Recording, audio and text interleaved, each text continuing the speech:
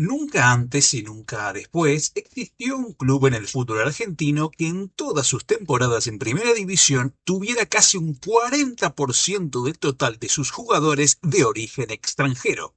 Sí, y apenas un poco más del 60% de argentinos.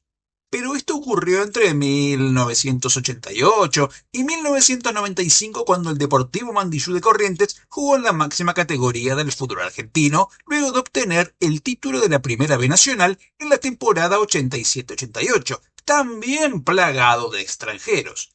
En realidad, más que Mandiyú de Corrientes, debió ser Mandiyú de Uruguay, porque fue campeón con 7 charrúas titulares: Daniel Odine, Daniel Coquito Rodríguez, Servando Marrero, Helio Rodríguez, Domingo Rufino Cáceres, Pedro Daniel Barrios y Daniel Martínez.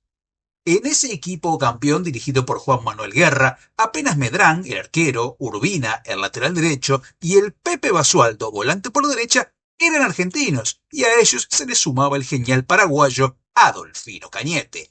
Los uruguayos y los paraguayos no eran caros y eran garantía de guapesa, coraje y entrega.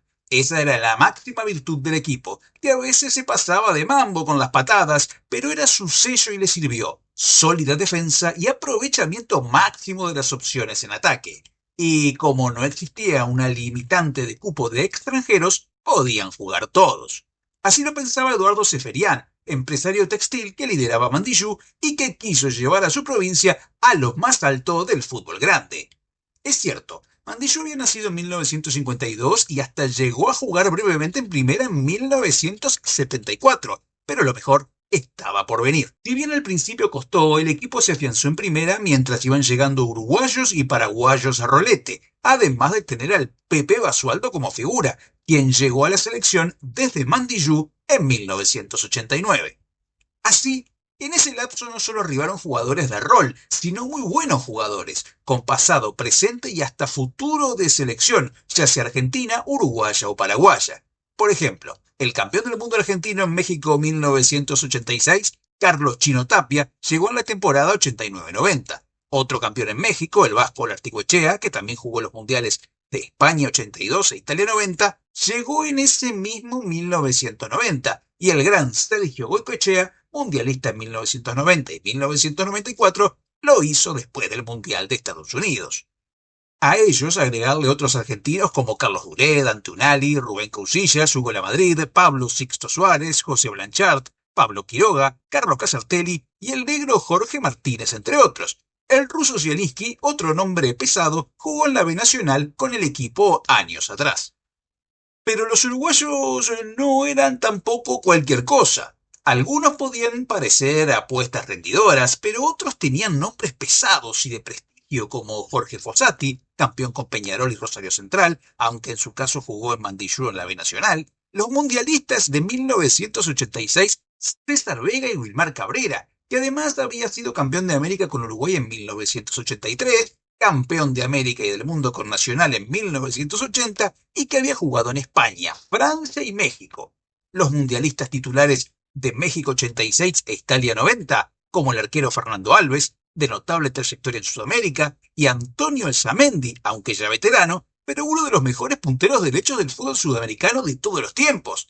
Javier Seoli, tercer arquero uruguayo en el Mundial de Italia; Daniel Martínez, lateral izquierdo titular campeón de la Copa de Oro, el famoso mundialito con Uruguay en 1980; Pedro Barrios, que había sido capitán de Nacional y era el líder de Mandiyú; Coquito Rodríguez, que había sido campeón de la Libertadores 1982 y 1987 con Peñarol y era un gran jugador; otro campeón aurinegro de 1987 como Ricardo el Zurdo Viera; Domingo Rufino Cáceres, zaguero del seleccionado uruguayo a fines de los 70 y principios de los 80; Enrique Sarabia y Héctor el Indio Morán, campeones de América y del mundo con Nacional en 1988, y otros seleccionados orientales actuando en Mandiyú como Héctor Rodríguez Peña, José García y Fernando Canapquis, además del propio Morán. Y paraguayos, el primero de todos, Adolfino Cañete, que venía de jugar el Mundial de México 1986 y en 1987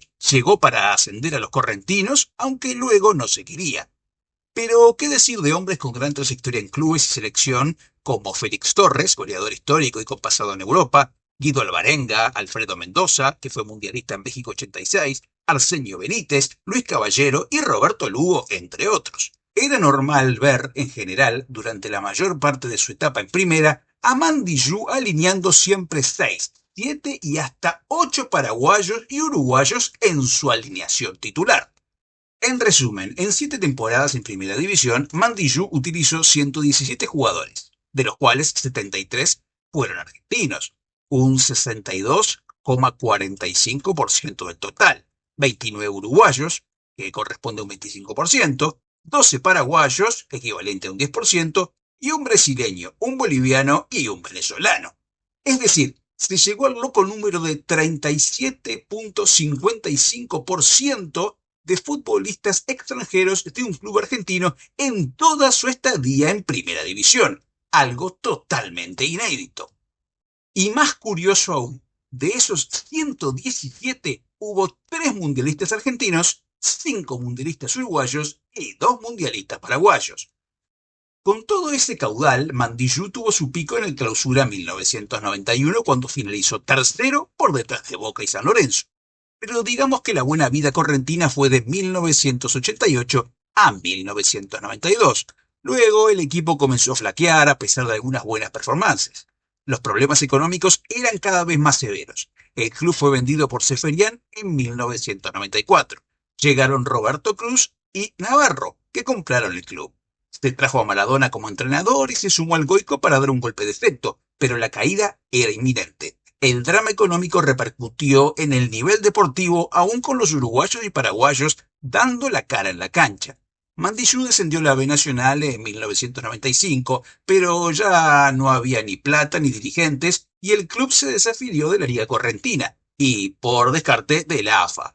Volvió luego de una fusión y actualmente milita en competiciones locales y en el torneo regional federal amateur. Así nació y concluyó la historia del club correntino, literalmente más uruguayo y paraguayo de Argentina, que llegó a tener nombres rutilantes y a pelear un par de campeonatos en primera. Un club cuya historia fuerte fue el orgullo de la patria grande americana. Le fue bien con los indios, pero los caciques que manejaron los verdes echaron todo a perder.